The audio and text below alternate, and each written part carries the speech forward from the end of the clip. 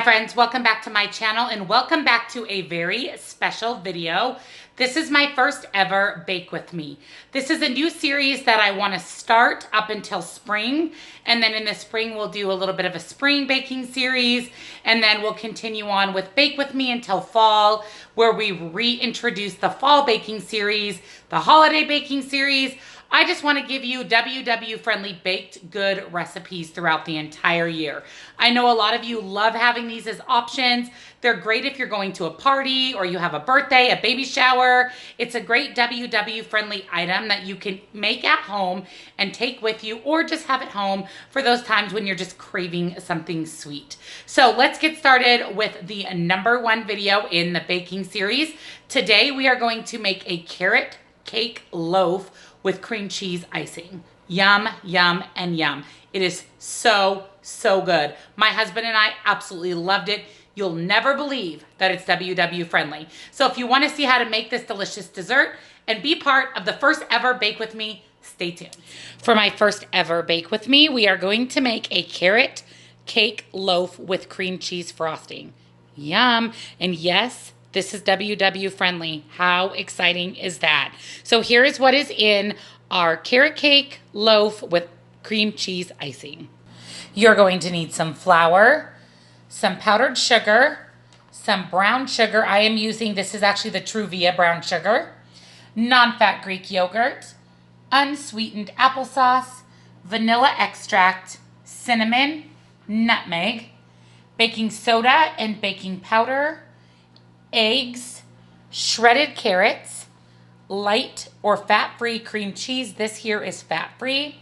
Some sort of a nut. The recipe calls for walnuts. I'm going to use pecans. You don't have to use any nuts at all if you don't want to. It will actually lower the smart point per slice by 1.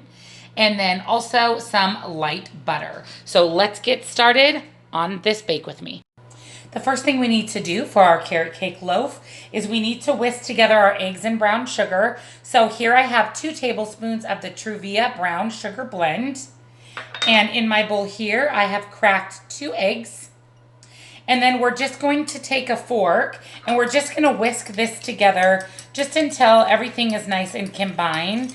And you want to make sure that you're doing these steps per the directions. If you don't, you won't have everything combined and your bread will either come out dry or spongy and it won't rise correctly either. So just make sure that you are following the directions and that you're not just adding everything into a bowl. I used to do that all the time, and it really makes a difference to follow the actual instructions.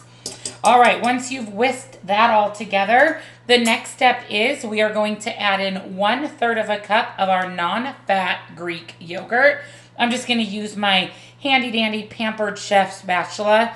You know, if you follow my channel, I absolutely love this thing. I don't know if they even still sell it. I bought it, oh gosh, probably 4 years ago, but I really, truly love it. Love it, love it.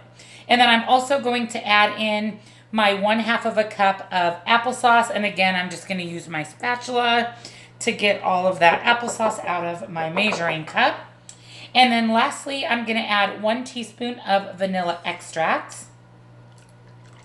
And then I'm going to give this a quick stir as well. And again, we want to make sure that everything gets nice and combined. You want to get that yogurt all nice and stirred in with the applesauce and the egg mixture. It's already looking good. Once our yogurt and applesauce mixture is nice and combined, we are going to go ahead and add in 1 teaspoon of baking powder. So I've got my 1 teaspoon, and then we're also going to add in 1 teaspoon of baking soda.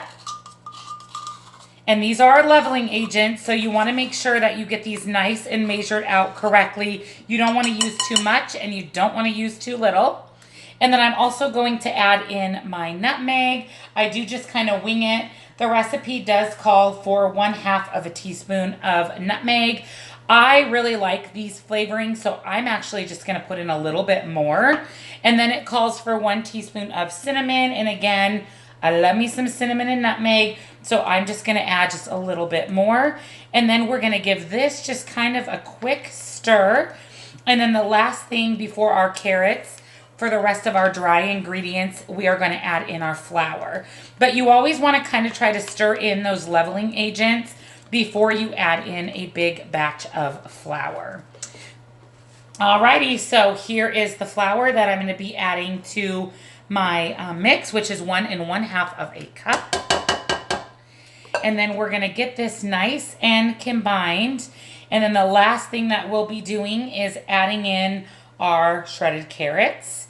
And this looks so good. So we'll get this nice and combined. Again, you don't want to overmix a bread recipe because it will make your bread spongy rather than soft. So I'm going to get this mixed in, and then we'll go ahead and add in our carrots. Once your bread mix is nice and combined, we're going to go ahead and add in our 2 cups of shredded carrots.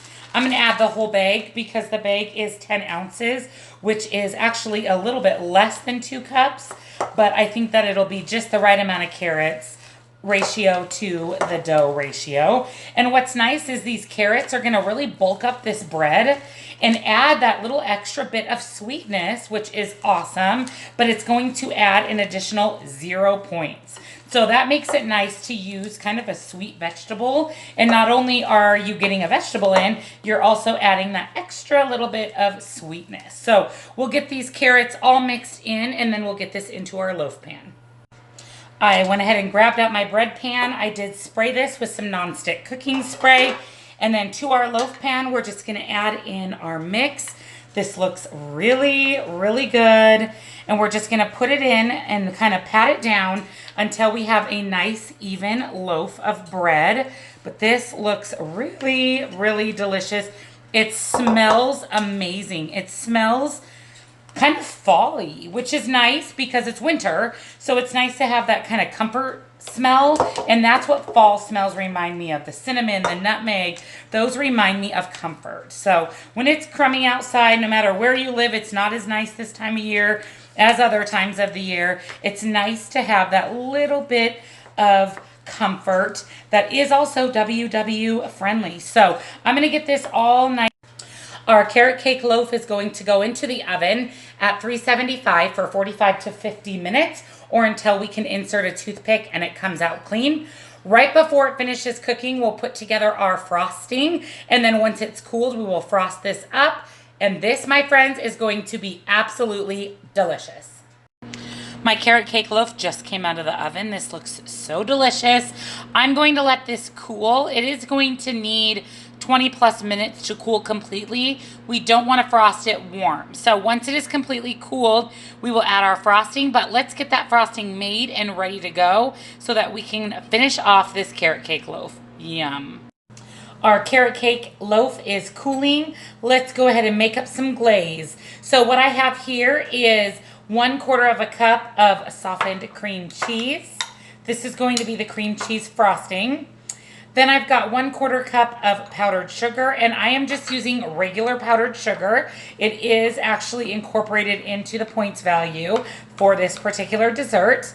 And then I also have 3/4 tablespoon of I can't believe it's not butter. And we're just going to go ahead and add that. And then lastly, 1 teaspoon of vanilla extract. And then we're going to get this all mixed together.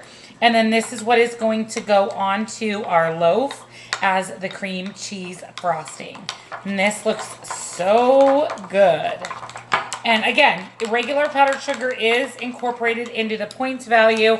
Now, if you want to lower the point value, you can always go ahead and add swerve. And swerve powdered sugar would be 0. But I decided to go ahead and follow the recipe because I don't think the points are that bad.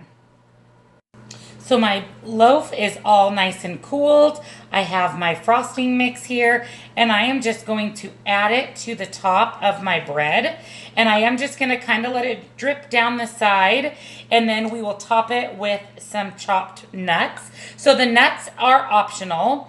I was thinking what would be really good on top of this, which would also save the points of the nuts, is some unsweetened coconut flakes. So I think I may top mine with that. Now, the actual recipe does call for, like I said, walnuts. And I was going to use pecans, but I think I'm going to save the point and top this with some coconut, and I think that that would be so good. So I'm just kind of going around the edges, picking up any of the glaze that's kind of went down the side and just re-adding it to the top. And let's do that. Let's add some coconut. So I have some of the Trader Joe's unsweetened coconut. I am just going to add a little bit of this to the top of my loaf, and that will be 0 additional smart points.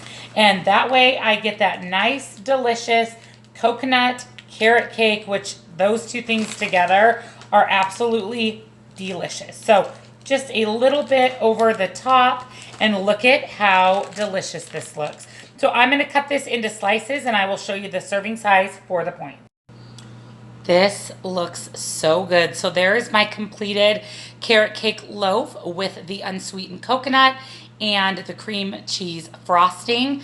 So I'm going to get this sliced up, and I'll show you what the inside looks like, and then I can show you the serving size and points value as well. And there you have it. That is what the inside looks like of the carrot cake. It is so delicious. I had a little taste. Amazing. It definitely feels like you're indulging in carrot cake. But the points, my friends, the points are so good. So there is what a serving size looks like. I've went ahead and cut my loaf into 10 equal pieces. So 1 slice of the carrot cake, which is that, is going to be the points value listed on the screen. What a delicious, indulgent dessert that is WW friendly. So, so good.